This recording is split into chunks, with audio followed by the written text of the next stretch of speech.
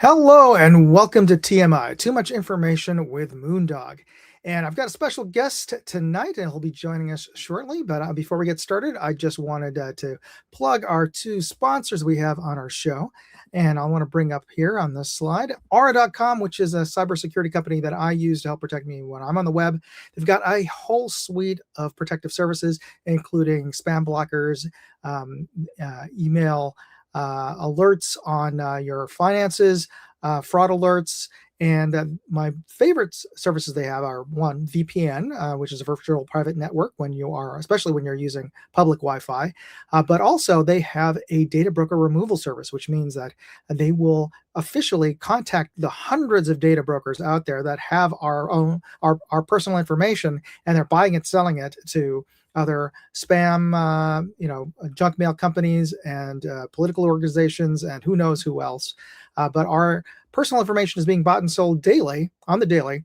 And that includes not just our email addresses, but potentially our phone numbers, our physical addresses. So you can get all that information wiped away from these data brokers, but you have to go through the official process. And it's kind of arduous because there's hundreds of them out there. But if you use Aura.com and just with a simple press of a button, fill out some forms, and they will automatically contact all of these data brokers and get you off of them. I got myself off of over 30 of them. And here's the thing. If you use my code that's on the screen right now, or if you type in aura.com/moondog, you can try them out for free for 14 days using that code. And during that time, you can get yourself removed off of these data brokers. So try them out. It's absolutely free. And they are a great service. And I think you'll stick with them just because they offer so many services in their very reasonable monthly fee. And our other sponsor is Mad Hat Jerky, which is a total another category in and of itself. But this young man, Matt, out of Pennsylvania, he hand makes this jerky along with his family, and it is some of the best beef jerky that I've ever had. It's super, super clean in terms of it has no artificial preservatives, nothing artificial. It's all just real high quality meat, spices, and he's got such a knack for coming up with his recipes. He developed it from a family recipe, but he's got like a dozen different flavors, including your standard. And he's got super hot flavors as well. He uses Hatch chilies and Carolina Reaper chilies if you like super hot. But he also has sweet and mild flavors. One of my favorites is Punjabi flavor, which is an Indian curry, and teriyaki, and he's currently working on a Korean barbecue flavor. So try them out. My code there on the screen. That is for 15% off. Use code Moondog. I'm out there. They are wonderful. I can't say enough. I'm a big fan. All right. So before we get into our early bird clue, I wanted to bring on our guest here, which is, here we go. John, how are you, buddy? Good. How you doing, Tom? Very good. Thanks for joining me. Hopefully you aren't covered with a blizzard and trapped in your home. Yeah, we kind of got hit back to back. We got about 20 inches Sunday into Monday, and we got about 3 to 4 inches this morning. So, my goodness, kind of slowed things down a little bit, but that's a good thing. Yeah, I don't envy you this time of year, being back east. So yeah, I don't miss digging out digging out to get to work every day. But thank you for joining me. For everybody else who's joining us, this is John LaCourte. He's one of the co-founders of Tract Optics, and we're going to talk about Tract Optics and how he got into optics and started his company in a bit. But I wanted to bring up the clue for today, and it was picked by you. So let me bring that onto stage right now. So for those of you who don't know, I give away a prize at the end of the show. And thanks to John, actually. John, thanks for supplying the prize today. My pleasure. Glad to do it. It's going to be it's a lens kit, if I'm correct. It's what we call the Lens Pen Pro Kit. So it's a combination of a small and large lens cleaning pen, as well as a microfiber cleaning cloth and an anti-fog cloth, all in a nice little zippered case. Awesome. So anybody on the side chat can win that today. All you have to do is put into the side chat the name of this mystery brand. I've given you a clue right there. So hopefully you'll, if those of you who are sports fans will recognize this. But if you know who this team is, put in hashtag and their name in the side chat, and the software will automatically pick up your correct answers and enter you into the drawing that we'll have at the end of the show. So that's your clue right there. If you know this team, put their name on the side chat. All right, moving on. John, I wanted to show you some of the videos that I posted this week on my various channels, and I'd like to get your thoughts on them. So the first one, I don't know if you get a chance to wander around down in the dungeon over at SHOT Show, and I mean there's so many booths down there, but I don't know if you got a chance to see this cool little folding 22 pistol. When you're Actually, I did not get a chance to walk the floor very much, but thanks to social media, I did see a lot of the new products, and yeah, I did see this folding firearm. So yeah, it's pretty slick. Yeah, so I mean, you'd appreciate it as a entrepreneur, but this was created by an engineer named Bill, and he actually built it because of a friend of his who was physically assaulted, and she doesn't have a lot of hand strength, and he of course suggested getting a handgun, but she just couldn't reliably manage pulling a slide, and so he invented this folding pistol. And I actually interviewed him a few years ago, but for whatever reason, it got the pistol. A video was posted up last year by another gun tuber, and that blew up. And because I guess people were searching for videos of the pistol, my videos came up, and my old video from a few years ago just sort of blew up.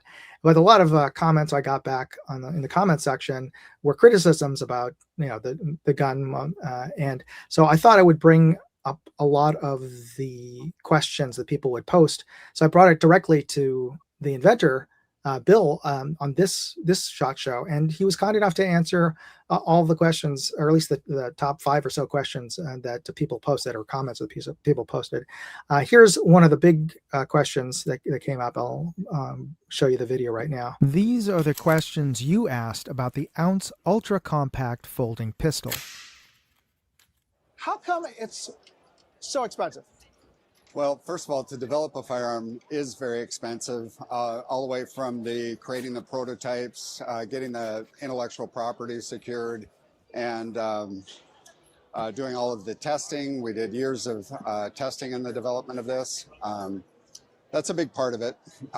When you first start out, your volumes are small and you're trying to recoup some of those costs. But fundamentally, inside this gun, there's most of it is CNC machined. If you look in the U.S., the cost per hour to run a CNC is on the order of $100 to $200 an hour. There's many hours of CNC time for every single gun. So you've got that cost, plus the cost of all the materials, plus the cost of insuring it too is very high. It's just expensive. We hope over time, the response has been very good. Our customers are happy with it. We hope to be able to ramp up the volumes over time and hopefully do something with the price. And I'm sure this is something that it's come up with your products, is pricing. I mean, everybody wants to will say, we want to buy stuff that's made in the USA, and we want to buy the top high quality. We don't want garbage, trash materials. But as soon as you start focusing on quality, and then people complain about it's too expensive, right? Yeah, I've been in the product development side of the firearms business for going on 27 years now. And, customers, I think a lot of the time, they don't realize what goes into product development. We've got a new laser range finding binocular that's coming out. It's a 10 by 42. And we've immediately got people saying, hey, you know what about higher magnifications? Why can't you just put it in your 12.5 by 50? Oh yeah, like that's super easy, right? Well, I mean, this product is literally 3 years in the making, building it from the ground up. So while we would love to just be able to, slide this technology into other products, it's just not that simple. Yeah. And to the gentleman's point in regards to the folding firearm, there's a lot of things that go into product development that the consumer never sees. He mentioned insurance. Oh yeah. Tooling is something that we spend a great deal of money on. So there's a lot of things that go into it that, unfortunately drive up the cost. And, as a small company, you've got to recoup those costs as soon as possible. So I totally understand what he's going through, but at the same time, I understand the desire for the consumer to have something that's as affordable as possible. Absolutely. And, nobody wants to, I don't think to be in the defense of the inventor here. I don't think he's jacking up the prices just because he wants to, jack up the price because he can. He's doing it just because, that's how expensive it, like to your point, it does to start up a business. And I never even thought about the insurance. Like, oh my gosh, yeah.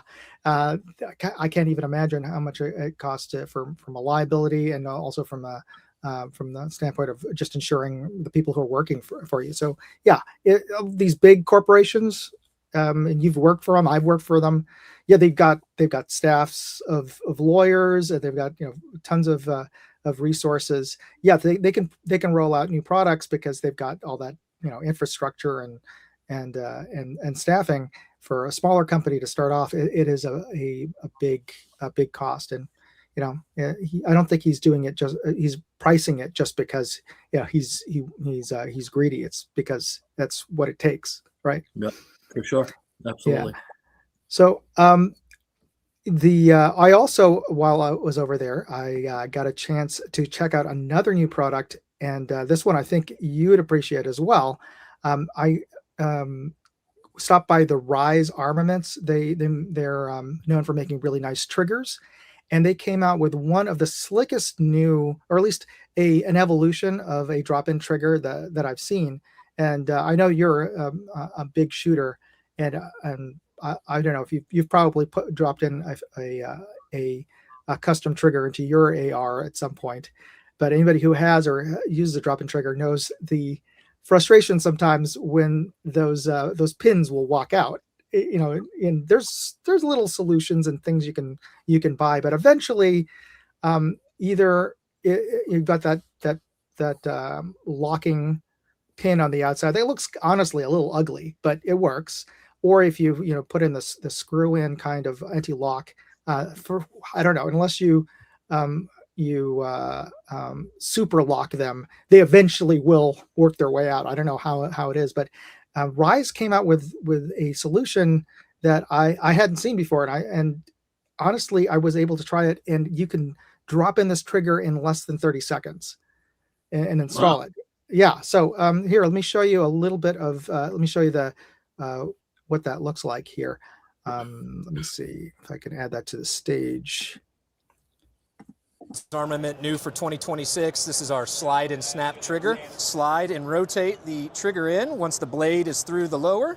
Compress the front pins, rotate it back, seat the trigger. Oh my. And it is installed. I can see that was it.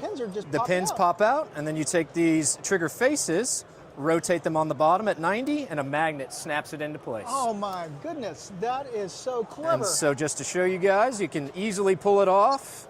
And then if you're like, I prefer flat blades, we can do that too. Okay. So we're going to see how, and this was an impromptu because I wanted to trigger see face stays on how here. secure that was. Yeah. Just go do a little hammer. Oh, sorry about your floor. Yeah. That stays on there. That's not coming off unless you want it off. Yep. Cool. Shut up and take my money. And I did end up putting a couple of divots into their floor unintentionally, but I wanted to honestly see if that little those replaceable triggers were very secure, and I was surprised they really were. I'm surprised nobody's came up with a spring-loaded anti-walk pins before, but it's a brilliant solution. Yeah, honestly, I think that's a great idea to have those magnetic, trigger faces, just because, I've kind of been so used to using a curved trigger, and then I got a Bergara comp rifle that had a flat trigger, and it's taken me some time to get used to that flat trigger. And I shoot the guns pretty regularly, so it's kind of going back and forth from a curved trigger to a flat trigger, in a lot of the same days, and sometimes in the same day we have different matches when I'm using those rifles. And so it's kind of that thing that if I could be able to just change that trigger with just a face instead of a whole new, brand new trigger, that would save a lot of money. Yeah, so hopefully you'll get a chance to check this out. I don't know when they're going to be releasing it, but they said like Q2 or sooner, depending. Cool. But yeah, I'm looking forward to trying one of those out myself. I almost think that it's almost too good, like a solution looking for a problem, in that I don't think people are going to be. I mean, it's really cool that you don't have to take off your selector to put it in, but you'd have to take your selector apart anyway to take out your old trigger. Right. I don't know how often I'll be, swapping out a trigger after that. So maybe that's not such a need, but it's certainly overall, I thought it was a slick design, and I always appreciate that. All Cool. right. So that was the two videos I posted this, and Michael just posted up. Yeah, love that trigger. Yeah, it is a really cool design, and I kind of hope that they license out the design, because I'd love to see this in a lot more other trigger companies out there. I don't know if they're going to try to keep it entirely proprietary. I don't know. That's up to them for sure. And on my other channel, I stopped by the 511 booth, and they make great tactical gear and clothing, and they came out with this line of very low profile covert backpacks that look pretty much like regular backpacks, but they have some really cool features and designs that are definitely made for people who are concealed carry, or need to carry a firearm inside of the backpack. And there's a whole compartment that's very secure and with a hook and loop on the inside, so that you can have your holster or a firearm secure in it and access to it very quickly. And let me just show you the video from the visit that I had over there. Backpack is in our low vis collection, what LV12 stands for. Oh. The 12 stands for 12 hours. So this bag is awesome. I've actually been carrying it around all week.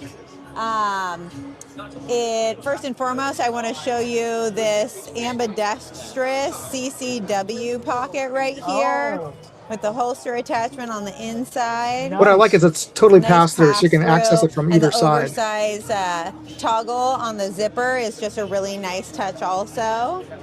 There's another pocket up front, and then the LV6 waist pack will attach here if you wanted to add that on. We have a fleece-lined pocket up here for the sunglasses. Oh, yes.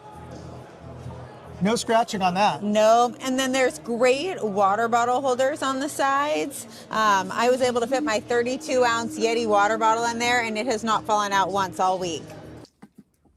So I don't know if you have a need for a concealed carry backpack when you go into the city, but it's a nice looking backpack. Cool. Yeah, honestly, I wish I got more time to walk around at SHOT Show and see a lot of these, cool things, firsthand. But, it's a crazy show. And, you had mentioned kind of the basement or the dungeon. There's a lot of smaller companies there with some really unique products that, they're too small to really market and advertise and get out, into the, mainstream for people to see them. So, there's always a lot of really cool things there that most people don't ever get to see. Absolutely. And to answer Portia Speedster's comment, yes, this backpack has a special pocket for plates if you want to put a SAPI plate inside there. And you could also, it's separate from, or you could use the laptop pocket that they have in there, which has a Velcro strap. So again, if you need to carry a plate for protection, if you're working in an office and you just want to have put that on the front of you or whatever, if you need to evacuate, it's a good way to carry something that is protective of personal protection, but not be so obvious about it. So it's really good design overall. And we got a button. We have Hillbilly joining us. Yeah, thank you for reminding me. For those of you who are already on there, be sure to hit that like button, a thumbs up button. Go ahead and do it, as Hillbilly says. And finally, John, I've got a video from a trip that I took. I don't know if you've ever been to the town of Carmel in California. No, can't say that I have. It's a pretty town. It's a pretty seaside town south of San Francisco, about 3 hours south. And you may remember Clint Eastwood was mayor of the town in the 80s. And so this is my first trip there. I took my wife there for her birthday, and we found a nice little candy shop. And you may appreciate this because you're of a certain age like me who can remember these. So let me just show you this video. It's the Cottage of Sweets on the main street. Of course, they have handmade fudge.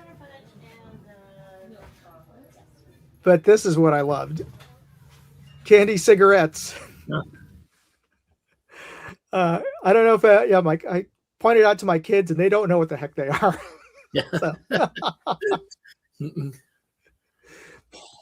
Yeah. Did you ever they taste like chalk, but it was always fun to get those over from the ice cream man.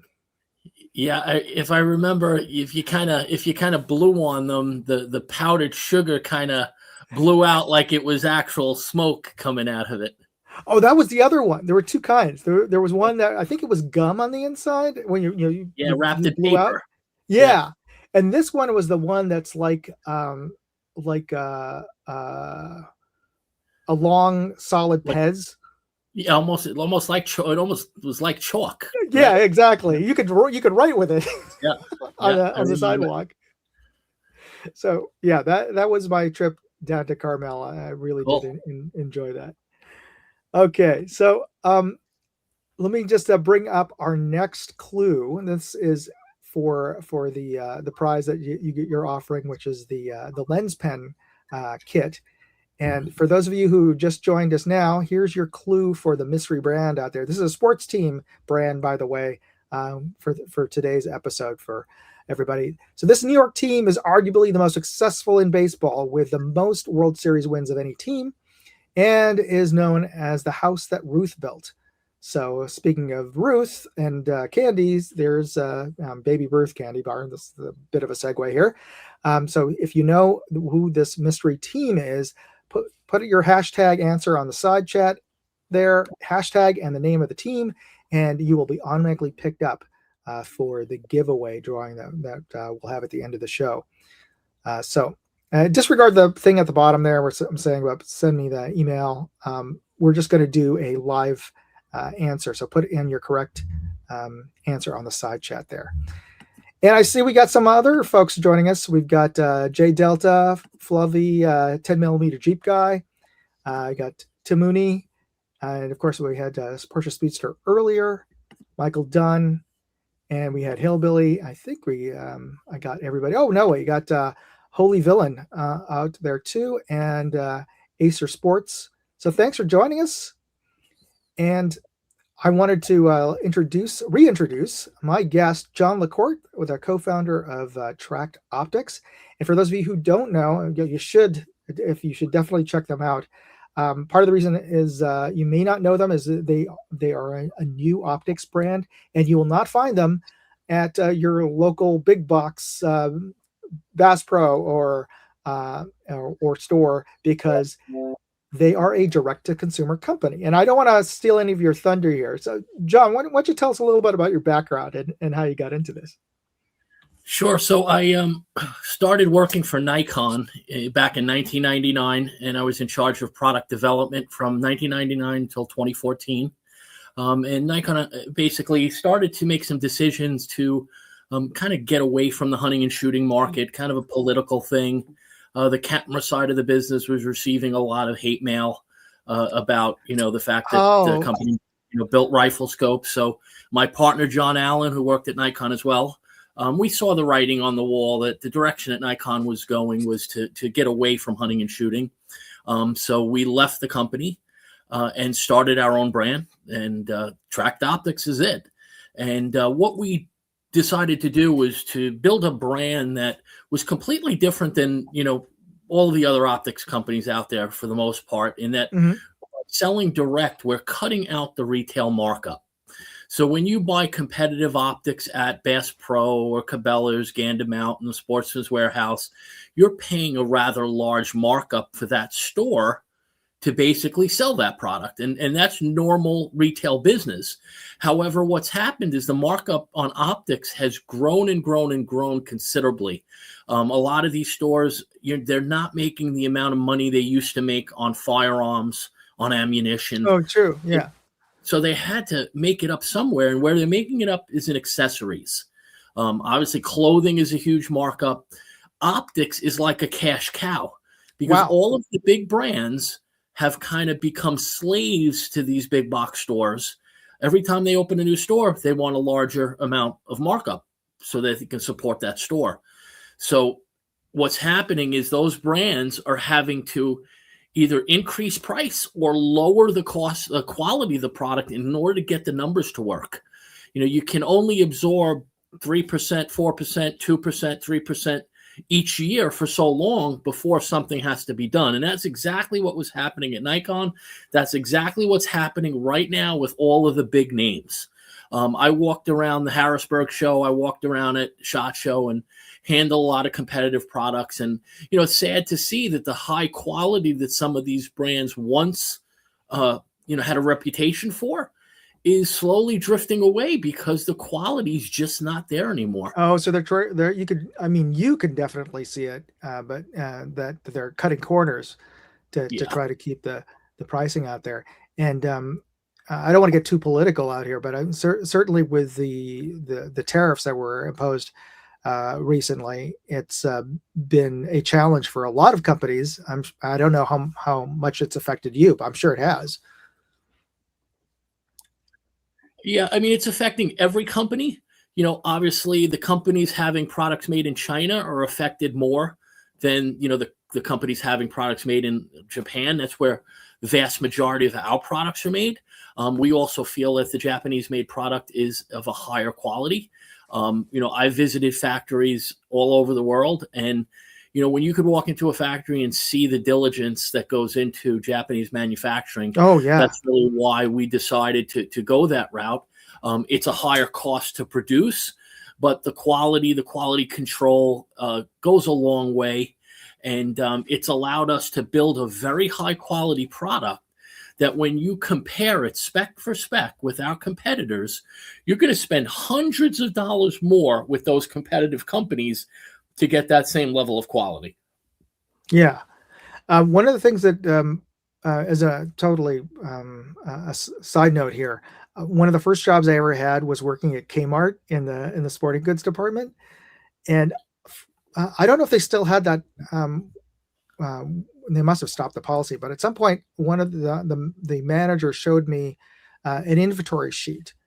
And of course, it was one of my first tasks as a new employee was to do inventory, which is a thankless job, right? To go into the back room and go through the big list, make sure that all the boxes are there. But on the inventory list was the list of the price that Kmart paid for the products, and I was just shocked at how much they marked up things, especially like you said, accessories, and like just the. What struck me first was the price difference with fishing rods, and that they were selling. I saw the price on the list was like $7 or $12, and they were selling it for $35. I'm like, wow, that's a big difference. But yeah, these stores, even Kmart that eventually went out of business, they still had to drive up a margin. Yeah, Yes, these big stores, they have a lot of overhead. That's the thing that kind of again separates us. We keep our expenses very, very low. We share a warehouse with another hunting related company. Oh, I didn't know that. Yeah, John and I both work out of home offices, so we don't have to pay rent, for an office, and we're able to keep our costs very low. And that's what allows us to sell our products really for a fraction of the cost of our competitors with similar features. Now, we are a premium brand, so we're not the weekend warrior type product where, you're going to find a similar product of ours at Walmart, or, it's not that level. It's a higher level. Indeed. We like to think that we're, approaching the quality of the high-end European companies, but not at their price. Just kind of go back up a little bit to some numbers. When I started in the industry in 1999, the average margin for dealers was 29%. Now it's approaching 40 to 50%. So when you see like Black Friday roll around or Memorial Day, and you see these monstrous discounts, 40%, 50% off, well, those companies and the manufacturers are still making money. So it just shows you how much of a markup they have to be able to give a discount of that level and still make money. It just shows you the consumer, unfortunately, is getting ripped off when they buy optics at retail because the pricing is just insane. Yeah, 30% is, as Tim had said there, is pretty par for the course. And in a lot of businesses, that's your goal is to make a 30% profit on whatever you're buying out there. Now, John, how did you get into? I know you didn't just sort of appear out of whole cloth at Nikon, but what was your background? Where you grew up? I can hear from the accent you're a New Yorker. So that should be a good clue to what the logo is. So I actually grew up within the 5 boroughs of New York City. I grew up right on the border of Brooklyn and Queens, and a lot of people will say to me, well, how can you be a hunter or a shooter, living in the city? I went to high school and college in Manhattan, and the answer to that is my grandfather came here from Italy in the very early 1900s, and he was a hunter. And when he came here, he settled in Brooklyn, and he had no place to hunt in Brooklyn, so he bought property in upstate New York. And my father and my uncle learned to hunt upstate New York. And, as my father got older and started a family, he bought property upstate. And I was basically a city boy Monday through Friday and a country boy Saturday and Sunday.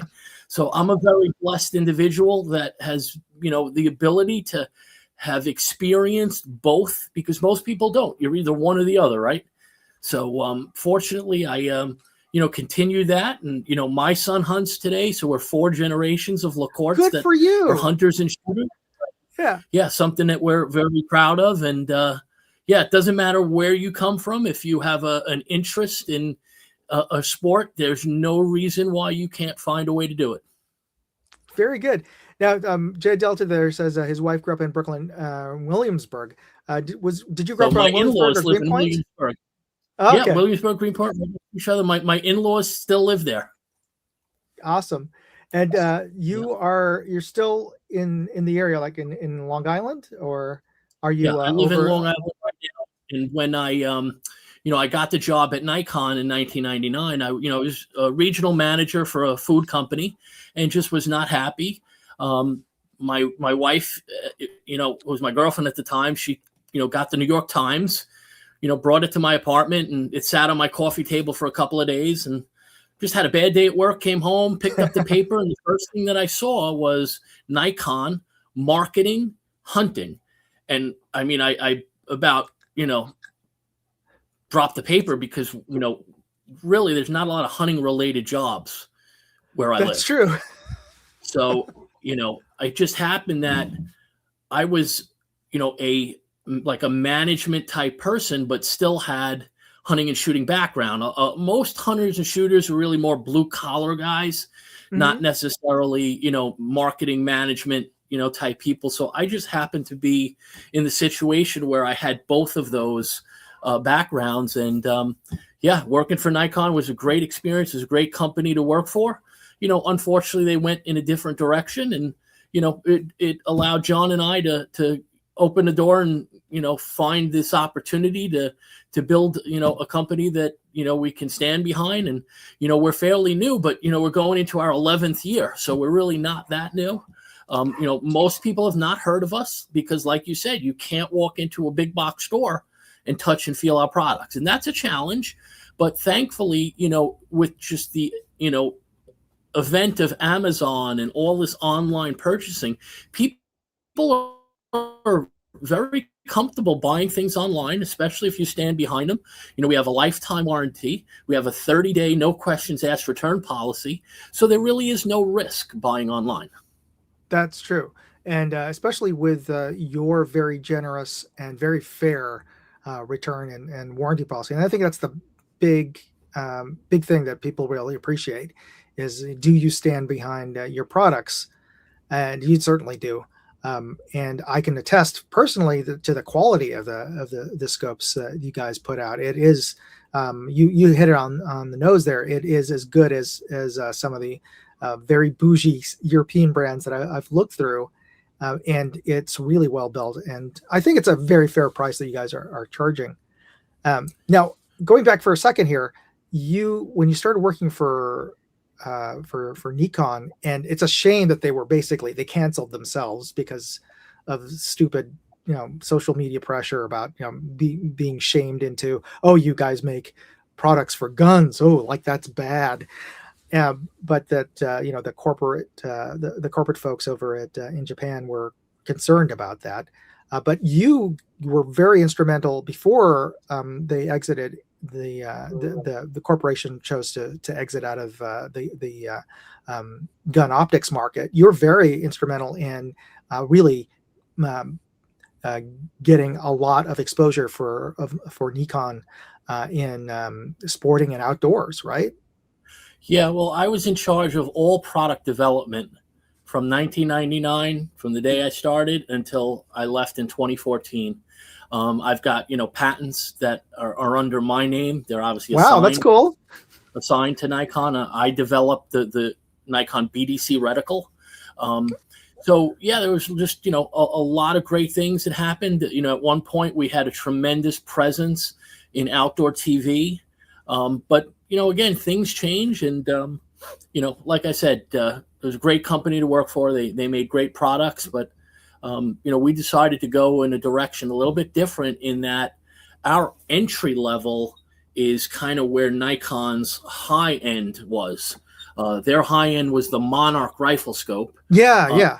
And our Response rifle scope, which is our entry level, is basically that same quality of scope made in the same factory.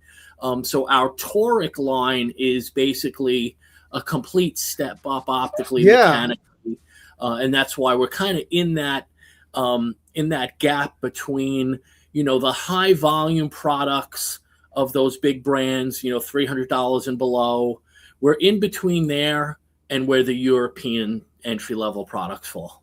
Yeah, that's where you have way more money than sense, right? In terms of when you're spending multiple thousands of dollars for an optic. Now, I got to ask you, where does the name come from? Where did you get Tract from?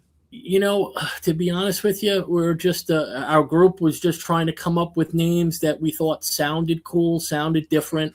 We really liked the T logo. Kind of was just designed before the word, and quite frankly, it was something that was trademarkable. As crazy as that sounds, there's tons of great names out there, but you can't trademark it because it's either used in a certain way or it might not even be the same category. Like, for example, if it's just something sporting goods related, sometimes you can have a really hard time trademarking it. So really not a definitive reason behind the name other than we thought it sounded cool, and we liked the way the logo looked and how it looked on the product, and there we got a comment. So we went with stole your logo. And it's an interesting name. So a lot of people say that. Yeah, what does Toric mean, or does it mean, or just again another just cool Yeah, it's kind of the same thing. I mean, there is a meaning to toric when it comes to lenses, but it really does not pertain to rifle scopes at all. Again, it's just one of those names that we thought sounded cool and different, and again, something that we could trademark. That is something that people don't really realize, is that when you want to have a trademark on something, you have to basically go with a list of things and submit it to the patent and trademark office, and hopefully, I mean, you can look through their databases, but it's not a complete database. At least that's what they say. Like, I don't know why they can't make it more complete, but then you have to, hopefully they come back and say, yeah, you can, that's available for you, or not. How many names did you guys have as a sort of a backup, or was that your first choice? No, we went through, if I can recall, again, 11 years ago. It may not sound like that, is that long, but I'm having trouble remembering what I ate for lunch. So it was probably 3 or 4 different names that you kind of were working on, and for whatever reason, things kept getting shot down because of, it doesn't even have to be the same exact name. It could be a variation of the name. If the, examiner feels it's too close, even though the name is different, they won't allow it. So it is a pretty exhaustive process. If for whatever reason, the direction you're going is just very, very competitive as far as words, so, yeah, it's wow, it's a long time to try and remember how many different variations that we. And I'm sure. And the other part of that is also, like we were talking earlier about your logo, is that you have to submit that separately from the name and hope that their reviewer thinks that your brand is different enough from a similar looking logo in your category. So yeah, there's no guarantees that you may come up with something that looks cool, but as soon as you try to go to the patent and trademark office, they may say, well, sorry, there was this brand 20 years ago that still has may make hot dogs or something. Or actually, it has to be a different industry, or it has to be the same industry for them to kick it off. But yeah, there's, you never know that somebody else may have come up with a logo and a name that's too similar to yours, and they may say, well, you can't do it that way. But yeah, I'm glad that you guys did. In a part of that whole process, if I recall, is you have to show like the logo, you have to show it being used on a product. Well, you haven't even been granted the trademark, and you're developing product. I mean, thankfully a lot of it's done with computer graphics and whatnot. They want to see packaging, and you haven't really even gotten that far. You want to get the trademark first, but it's just the process, and thankfully it went pretty smooth for us. And that's been the least of the the challenges developing products. What was the most challenging aspect of starting your company? Well, the good thing is we had a lot of existing relationships. When I worked at Nikon, I was kind of the person that a lot of our subcontractors would come to, because their direct contact was Nikon Japan, which they did all of the work with, purchase orders and a lot of the development and design and stuff.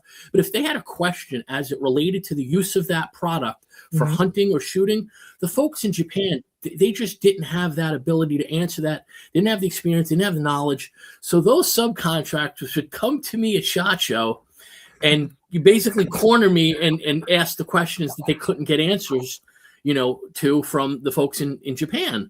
And I loved it, because they were great people, and those relationships existed for many, many years. So once we, started our own brand, John and I flew to Asia and met with all the subcontractors, and, we had to kind of decide, who did we actually want to work with?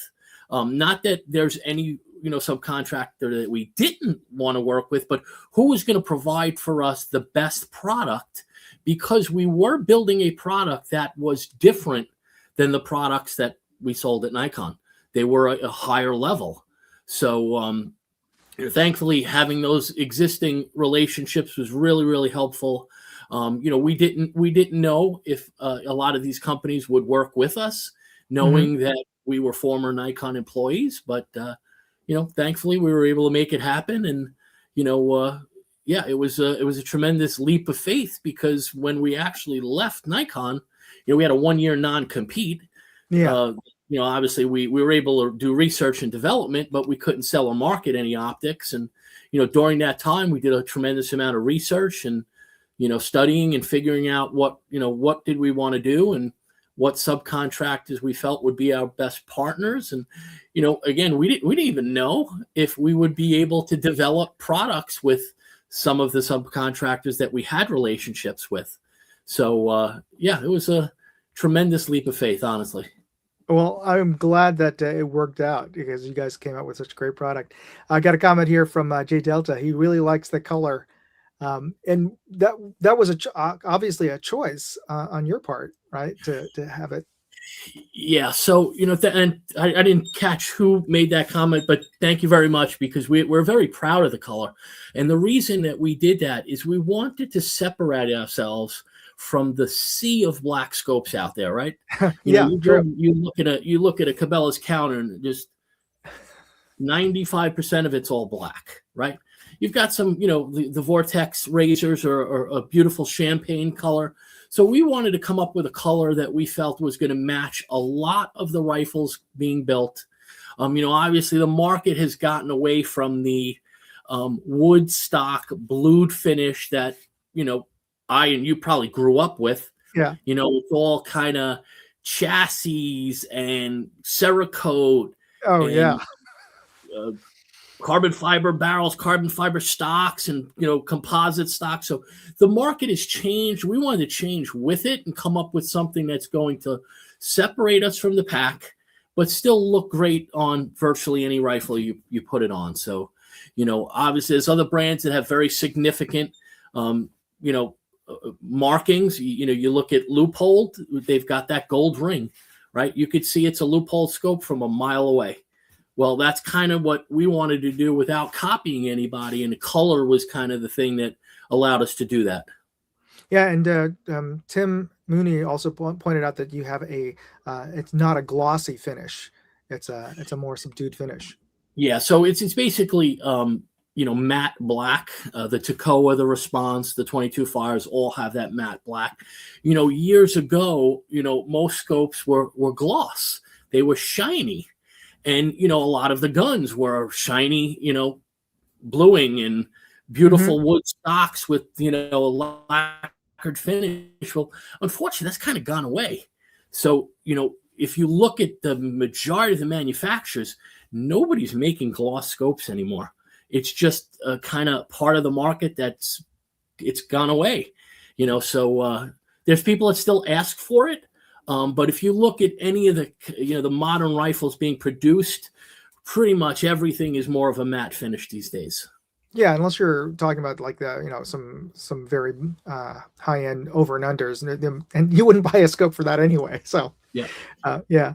One of the comments that were got back a little bit earlier was concerning, I think, the Response, and one of the questions that was asked was, do the rimfires handle 5.56, your rimfire scope? Yeah, it's a great question. So we market the 22 Fire as a rimfire scope. It's built to centerfire standards. So I've got a 3 to 9x40 22 Fire on a 308. And that was one of the first samples that we actually ever got. So it's been on that rifle for 11 years. I shoot that rifle very often. So yeah, the 22 Fires are marketed as rimfire scopes, but they're built to centerfire specifications. So they absolutely can be used on any centerfire. And really the only difference is that the adjustments are it's a 1/4 inch at 50 yards instead of a 1/4 inch at 100 yards. The 3 to 9x40 has a 50-yard parallax. The 4 to 12 has a 75-yard parallax. And then we have a 4 to 12 with adjustable AO that will dial down to 10 yards. So that's really the only differences is the adjustment value and the parallax setting. Well, actually that's it's better in many ways to have that finer adjustment value. So that's actually a good point, a feature, not a bug.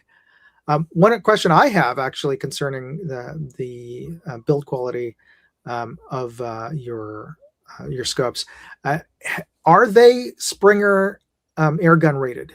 Yes, absolutely.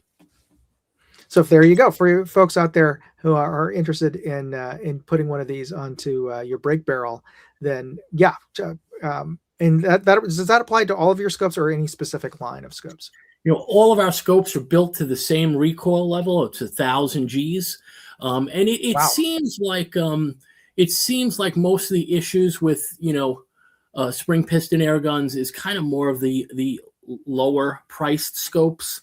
I really haven't heard much problems with any of the quality scopes out there. We've got tons of customers using them and haven't had any issues. That's good to hear.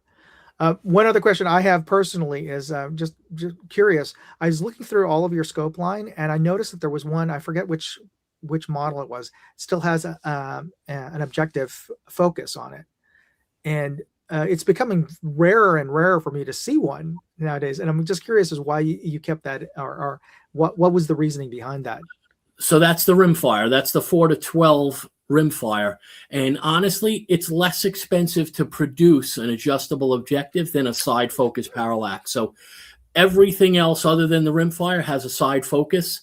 The rimfire, because again, we're trying to keep that price, relatively low in relation to, the cost of the firearm.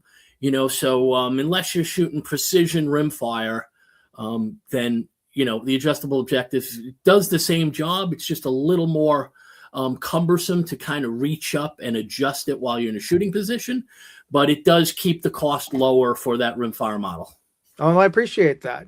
So for everybody out there that they're really thinking about us in terms of, I know that their Tract scopes aren't the cheapest scopes out there. They're not your, they're not your CV Life or Monstrum scopes by any stretch, but they are still very cognizant of the fact that we as shooters, as buyers, want the best value for money. And so I appreciate that, John, that you guys thought about for the rimfire guys. We're not used to, or at least a lot of rimfire guys, except for the guys who have like their voodoos or whatever, aren't used to spending a lot of money to go out and shoot our 1022 or what have you, and having a scope that with an objective focus, keeping it the cost down, is really looking out for all of us. So I appreciate that. Thanks. You're welcome. Now, before we're getting towards the end of the show, and I'm very cognizant that it's getting late on your end of the country. So before we get into closing out the show with the giveaways, you recently came back from the Harrisburg show. Where are we going to expect to see you next? Any competitions or anything that you're planning on going, or any other shows?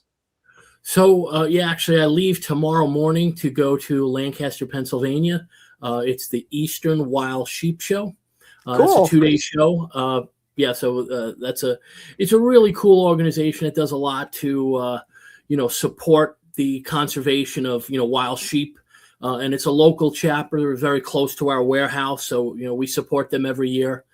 So I'll be there. I leave tomorrow, and the show is Friday, Saturday, and then after that, we don't attend a lot of competitions as a company, just because most of the time the guys going to competitions, they're focused on competing, but we try to get to as many consumer shows as possible. We've got quite a few still left out west. We'll be at the NRA show in April. We'll be at all of the Texas Trophy Hunter shows in Texas. Cool. We're doing a bunch of shows up in Canada this year. Great! Yeah, we have some fans out here who are. But we got Canadian gun right there. Where are you going to be up in the Great White North? Good question. I know we've got shows in Alberta, in Ontario. I think there's one in British Columbia. So yeah, I don't have the list right in front of me. I don't normally do those shows. But, we usually put out a social media post to kind of tell folks where we're going to be. keep an eye on our social media, sign up for our newsletter. We're always kind of sending out, informative posts about, new product developments. Obviously, we've got the new laser range finding binocular. That's oh yeah, we almost. I don't want to cut out before we talk about that at the very least. So this is a photo of it, and I have it used the photo of that. And yeah, you got to let me zoom in on you here. There we go. Yeah, so this is one of only 3 in existence right now. So basically, we've been doing a tremendous amount of testing. James Eagleman, Barber Creek Shooting School, has been very instrumental. We're utilizing his software, Eagle Ballistics. He's been testing it for months now and having really great success with it. He's using it up against a lot of the competitive brands. So we see what's working and, what do we need to improve on in next generations. And thankfully it's providing an incredibly accurate ballistic solution. Awesome. And just for everybody to know, this isn't just a laser rangefinder inside a binocular. It connects, is it via Bluetooth to the app, and basically it's like having a trained spotter next to you telling you what you need to dial in for your dope. It's great. So basically once you connect it via Bluetooth to your phone and the Eagle Ballistic app, all you have to do at that point is enter your gun profiles in the app and then sync it to the laser rangefinding binocular. And then you have a complete ballistic solution here. So you've got environmental sensors already built in. The ballistics are already built in. You have a fully customizable heads-up display. So you can actually allow yourself to see all of the various ballistic atmospheric information, your wind information, but you could also select or deselect whatever you want to see or don't want to see. So you can make that viewfinder as complex or simple as possible. And the wind correction, direction, and speed is in your viewfinder at all times. Now, where's it pulling that information from? Is it syncing up with another I forgot the name of the device that like Kestrel, and it doesn't sync to the Kestrel. The Kestrel will sync to the app, and so will I forgot the other name, Calypso. Those will sync to the app, but you have to manually enter the wind direction and speed, and it's real simple because the buttons are right on the outside of the unit, and that is already visible in your display. So with other rangefinding binoculars, you actually have to get out of your main heads-up display in order to go and make those changes. With this, it's already visibly there, so you don't have to do anything other than enter that information on the fly. It has something called relative wind. So if you've set the wind at, let's say, 12 o'clock, and then you move and range something at 9 o'clock, the internal compass realizes that you've changed position, and now it tells you that what direction the wind is. Oh, that's slick. That way. And the cool thing is it automatically changes your wind correction value based upon that wind speed that you have entered. So that's something we're calling variable wind. It's got 5 different reticle options. So sometimes when you're ranging a target, the reticle is either too big or too small.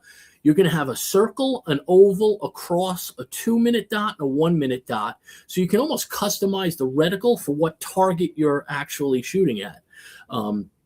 It's got the ability to actually adjust the laser itself. Sometimes you're ranging a target and it's not giving you the right, distance because the laser and your reticle are not in line. This almost allows you to sight in the laser beam to the reticle so you're actually hitting what you're aiming at. Yeah, and that's important for a lot of folks who are thinking they're maybe used to shooting a pretty large plate or a target from a more reasonable distance, but some of that when you're doing competition, that plate or that bullseye may be one or two MOA by itself from that distance. So having a reticle that you can change may be the difference between being able to see the center of your target or not seeing your target at all and having to guess. So that is a definite plus, having those features. J Delta posted up. When do you think that this is going to be available, or you're going to be releasing? Yeah, the information is going to go live on our website on March 5th. We're going to start accepting pre-orders on March 10th, and we're looking at a ship date of around the middle of April to customers. So, yeah, we're really close and excited about that because, again, this has been over 3 years in the making. So, yeah, March 5th, you'll start to see information. You could go right now. You can actually go to the website and sign up for, to kind of be one of the first to kind of get that info. And yeah, just a couple weeks away. Excellent. All right. So everybody definitely check out Tract Optics. I should. I was going to ask if you would type it on the side, but I should be doing that. TractOptics.com. Yeah. And I will just post it right here. And by the way, nice new website by the design overall, I got to say. Thank you. I'm just posting it right there. So let's get into, let's close things out tonight with our contest. For those of you who haven't gotten your entries into the side chat, here's your final clue. This New York team has the most rival teams in the major leagues, including the LA Dodgers, New York Mets, Boston Red Sox, and the San Francisco Giants. And there is their uniform logo. So I only pity you if you don't know this team based off of this. You must really don't not like baseball at all. So if you know who this team is, put a hashtag and their name in the side chat right now, and you'll be entered into the drawing that we're going to have in just a few seconds for the Tract Optics lens pen kit. So Jeff Taylor, make sure that you put hashtag. I just need the name of the team, just the one word name, and got to put the hashtag symbol in front of it for it to register. So just put and make sure you have the hashtag in front of the name so that otherwise the software is not going to pick it up. Jeff, you got to just put the name of the team, not the city. It's just a one word name. It has to be, unfortunately, it has to be written. It doesn't have to be capitalized, but it has to be written in a specific way for the software to pick it up. If you put any other words in front of it, the software isn't going to pick you up. So, all right. So we've got, let me just bring up the screen for the giveaway. And that is our giveaway tool here. And make sure you don't have a space in front of it so that just in case. I'm pretty sure it will take it, but I don't know. I'm not 100% sure if you put a space in front of the hashtag, if it will not pick it up or not. So make sure that you have the, basically type it in exactly as you're seeing it right there, and you'll be entered into the contest. What we'll also do is, I'll give you guys a couple of seconds to do that. And in the meantime, let me just mention that we have two contests that are going on my website right now. So there's only a few more days to enter the contest, but here's the URL to enter the contest.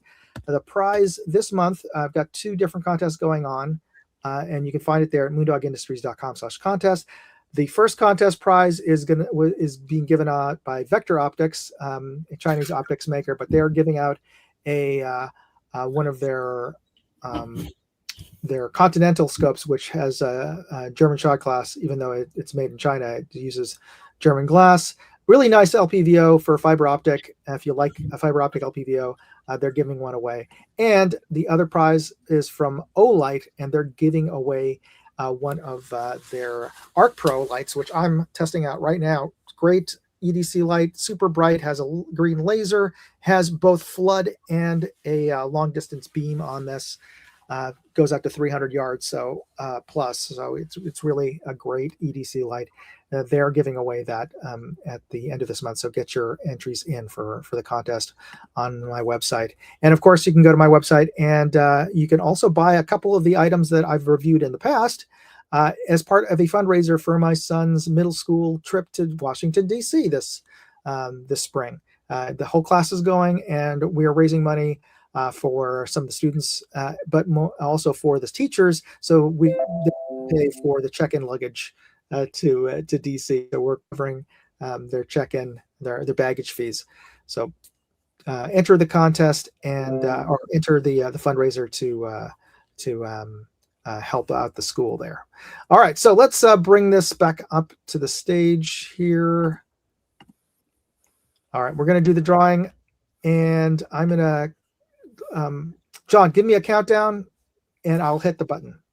3, 2, 1.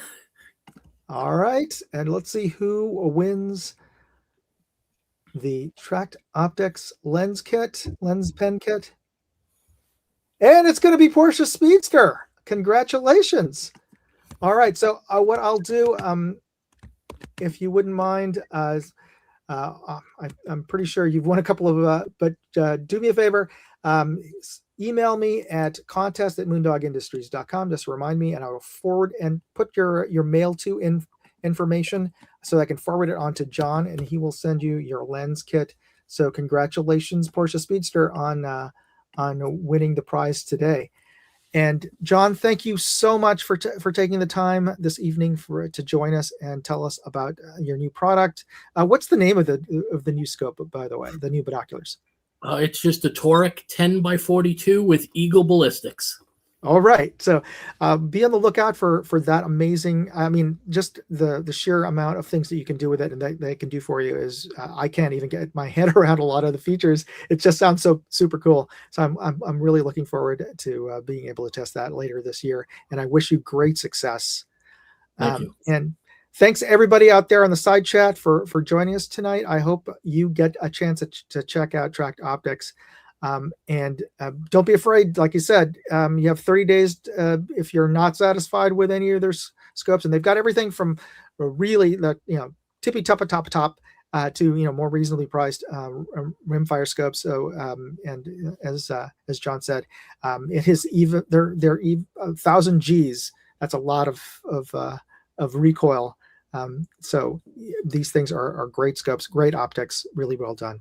Thank you, sir, for joining us, and thanks everybody. Be sure to hit that like and subscribe button before this video ends. Anyway, thanks again, John. Everybody, you have a good night. Everybody. God bless. Moondog and John out. Hey, I'd like to know what you thought of this video. Leave me a comment or chat with me on Facebook, Twitter, TikTok, MeWe, Instagram, or Locals. And if you want to see all of my videos, go to moondogindustries.com.